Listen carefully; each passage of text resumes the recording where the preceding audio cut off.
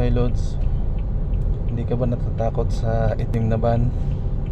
Huwag kang lumapit dito kasi nangunguha to ng maganda. Joke lang. Yan guys, nag-aantay siya ng siguro masasakyan jeep o kaya taxi kasi naka-hazard lang kasi ako sa gilid eh. Yan guys, oh.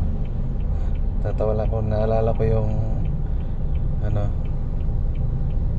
nag-trending na sumakay na siya. Naalala ko yung nag-trending na van na itim at saka puti ba yun, nangunguha nangunguha ng bata. Yan, van kasi ano, van kasi dinadrive ko.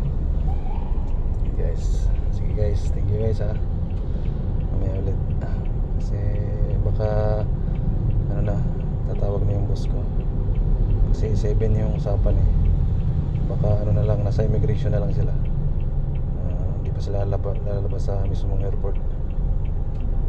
Thank you.